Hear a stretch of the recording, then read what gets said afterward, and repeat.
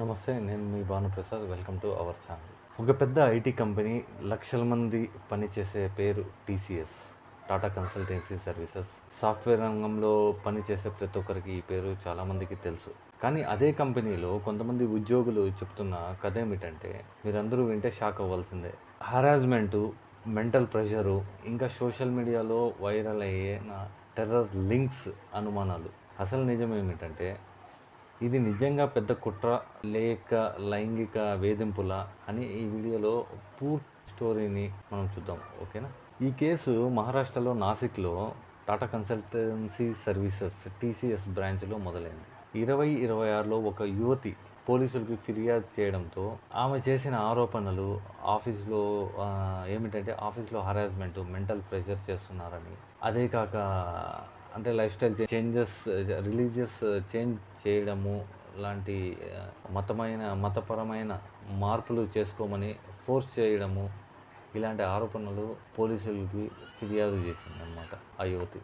అదే కాకుండా మల్టిపుల్ అంటే ఒక 9-10 యాజ్ పర్ సోషల్ మీడియా 9-10 చోట్ల 10 మిసియస్ పైన. మొదట ఇది ఒక చిన్న కంప్లైంట్ లాగా పోలీస్ టీం ఏం చేసిందంటే ఈ టీసీఎస్లో అండర్ కవర్ ఆపరేషన్ చేసి ఇది ఎఫ్ఐఆర్ బుక్ చేసి ఇవంతా వాళ్ళు పూర్తిగా ఒక నిర్ధారణకు వచ్చిన తర్వాత ఒక కంప్లైంట్ 9 ఎఫ్ఐఆర్లు బుక్ అయ్యాయన్నమాట.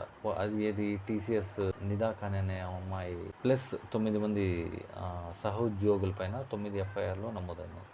ఆ ఒక్క కేసు తర్వాత మొత్తం 9 ఎఫ్ఐఆర్లు నమోదయ్యాక చాలామంది బాధితులు ముందుకు వచ్చారనమాట.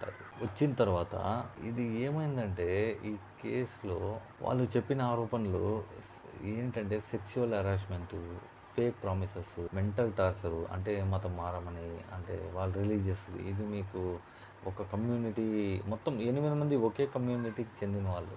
వీళ్ళు ఈ అమ్మాయిల్ని, ఇంకో కమ్యూనిటీకి చెందిన అమ్మాయిల్ని లైక్ సెక్షువల్ హరాస్మెంట్ కానీ, మెంటల్ టార్చర్ కానీ, ఈ వాట్సాప్ గ్రూప్లో ప్రెషర్ చేయడం కానీ, ఆ గ్రూప్ ఆఫ్ పీపుల్ ఎవరైతే ఒకే కమ్యూనిటీకి చెందిన పీపుల్ వీళ్ళని హరాస్ చేయడము, ఇలా ముఖ్యంగా ఎవరిని ఎక్కువ టార్గెట్ చేసేవాళ్ళంటే కొత్తగా జాయిన్ అవుతారు కదా ఎంప్లాయీస్, వాళ్ళని టార్గెట్ చేసేవాళ్ళు అనమాట. వాళ్ళని టార్గెట్ చేసి ఇది చేసేవారు. ఈ నిదా ఖాన్ అనే పేరు ఇప్పుడు సోషల్ మీడియాలో పెద్ద వైరల్గా మీ అందరికీ తెలుసు. ఆమె సోషల్ మీడియాలో ఏం చెప్తున్నారంటే ఆ టీసీఎస్ నాసిక్ బ్రాంచ్కి హెచ్ఆర్ అని చెప్తున్నారు అని పోస్ట్ చేస్తున్నారని, ఆమె మాస్టర్ మైండ్ అని, ఈ కేసుకి సంబంధించి ఆమె మొత్తము సూత్రధారని, ఒక టెర్రర్ లింక్స్ కలిగిన నెట్వర్క్ని రన్ చేస్తుందని, ఇవన్నీ సోషల్ మీడియాలో కథనాలుగా వచ్చాయి. కానీ రిపోర్ట్స్ ప్రకారం ఆమె హెచ్ఆర్ కాదని ఈ టీసీఎస్ వర్గాలు కానీ, కొన్ని మీడియా సంస్థలు కానీ, అంటే కొన్ని చెప్పడం ఏంటంటే ఆమె హెచ్ఆర్ హెడ్ కాదు, ఒక నార్మల్ ఎంప్లాయీ మాత్రమే అని మీకు మీడియాలో చెప్తున్నారు. అది ఎంతవరకు నిజమో యాక్చువల్గా ఈ నెగటివ్ దీనికి మళ్ళీ యాక్చువల్ రోల్కి మధ్య డిఫరెన్స్ అనేది ఖచ్చితంగా ఉంటుంది.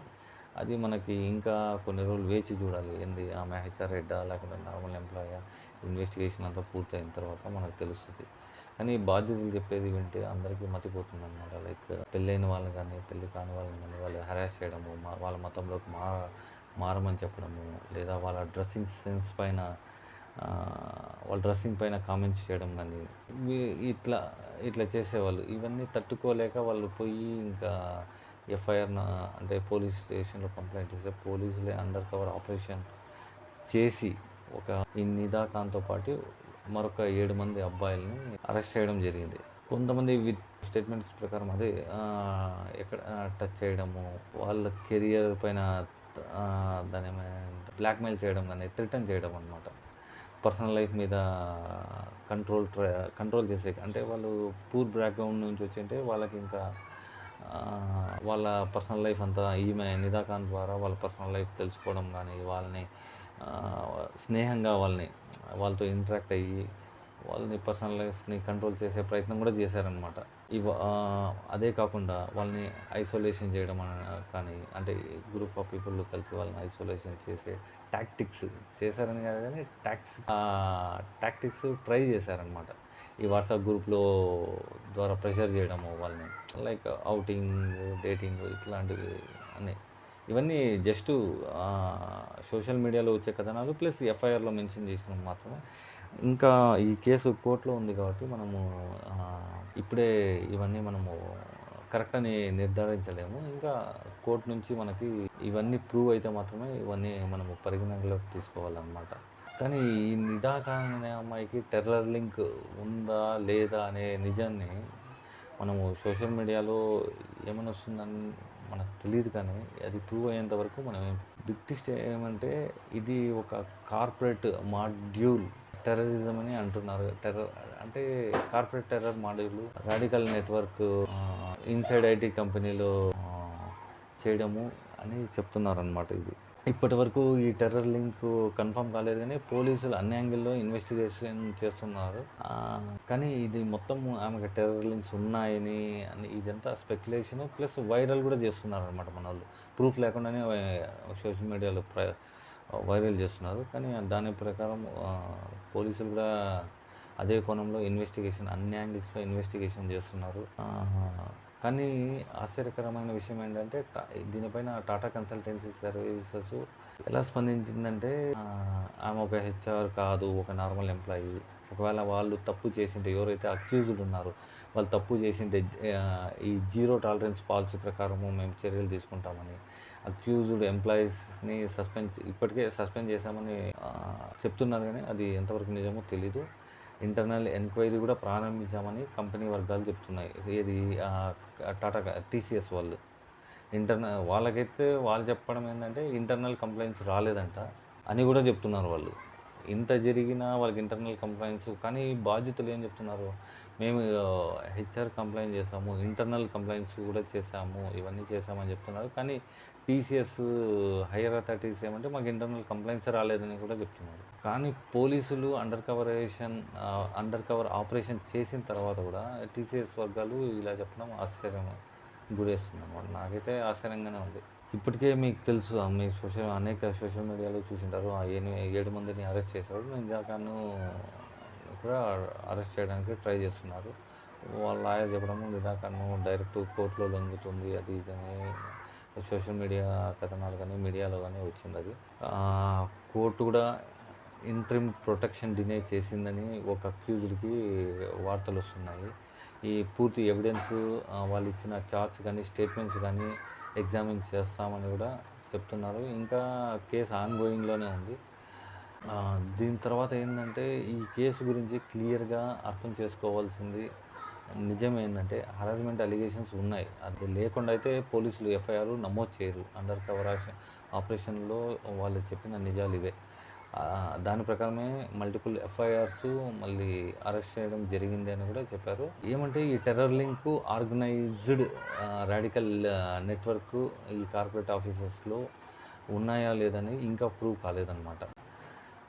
మనకి ఈ ఏపీసీఆర్ నివేదిక ప్రకారం, అంటే association for protection of civil rights నివేదిక ఏమని విడుదల చేసిందంటే ఈ కేసులో మహిళా ఉద్యోగులపై లైంగిక వేధింపులు, మతపరమైన భావాలను దెబ్బతీయడం వంటి ఆరోపణలు ఉన్నాయి. కానీ ఏపీసీఆర్ నివేదిక ప్రకారం ప్రస్తుతం అందుబాటులో ఉన్న ఆధారాలు పద్ధతిగా లేదా పెద్ద స్థాయిలో మత మార్పిడి జరిగిందని నిరూపించవు.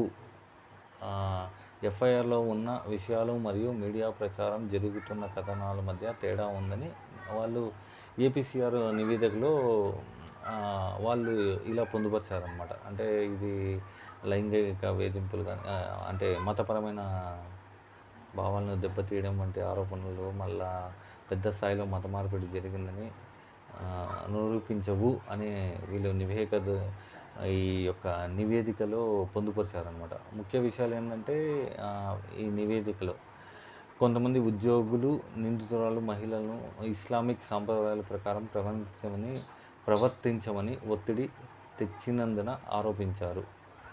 తెచ్చిందని ఆరోపించారు. అయితే ఈ ఆరోపణలు ఇంకా పూర్తిగా నిర్ధారణ కాలేదు. కోర్టు విచారణ తర్వాతే నిజాలు తెలుస్తాయి. టీసీఎస్ కంపెనీ ప్రకారం నిందితులు మేనేజర్ స్థాయిలో కాకుండా సాధారణ ఉద్యోగి మాత్రమే. ఇంతకుముందు మనం డిస్కస్ చేసినట్టు ఈ నివేదికలో వాళ్ళు కూడా ఏం చెప్తున్నారంటే, అంటే టీసీఎస్ ఇచ్చిన వాంగ్మూలం లైక్ వాళ్ళు ఇచ్చిన స్టేట్మెంట్ ప్రకారం ఏంటంటే మేనేజర్ స్థాయి కాకుండా ఈమె సాధారణ ఉద్యోగి మాత్రమే అని టీసీఎస్ వాళ్ళు ఈ ఏపీసీఆర్ వాళ్ళకి చెప్పారని వాళ్ళు నివేదికలో పొందుపరిచారు. కేసు మత కోణం కాకుండా న్యాయపరంగా చూడాలి. సోషల్ మీడియా లేదా సోషల్ మీడియా కానీ అదర్ మీడియా ఛానల్స్ ఆధారంగా నిర్ణయాలు తీసుకోకూడదని వాళ్ళు నివేదికలో పొందుపరిచారనమాట. ఎవరు మన ఏపీసీఆర్ నివేదికలో. ఇది ఒక శాంపుల్ స్టోరీ కాదు. ఇది కార్పొరేట్ వరల్డ్‌నే ఒక పవర్ మిస్‌యూజ్ అని కార్పొరేట్ వరల్డ్‌లో మేబీ అన్ని కంపెనీల్లో ఇలా జరుగుతుందని కాదు కానీ పవర్ మిస్‌యూజ్ గురించి స్టోరీ కూడా కావచ్చనమాట. కాదు కానీ పవర్ మిస్‌యూజ్ గురించి స్టోరీ కూడా కావచ్చనమాట. ఇది కార్పొరేట్ దీన్ని. కానీ ఫైనల్ ట్రూత్ మనకి సోషల్ మీడియాలో కాకుండా కోర్టు డెసిషన్‌లో మనకి ఫైనల్ ట్రూత్ ఏంది అని రుజువవుతుంది. అప్పుడు దాకా కోర్టు డెసిషన్ వరకు మనం వెయిట్ చేయాలి. మీకు ఇలాంటి రియల్ స్టోరీస్ కావాలంటే మన ఛానల్‌ని లైక్ చేయండి, సబ్స్క్రైబ్ చేయండి. ఇంకా మీ ఒపీనియన్స్ తప్పకుండా కమెంట్స్‌లో చెప్పండి. దాని ప్రకారం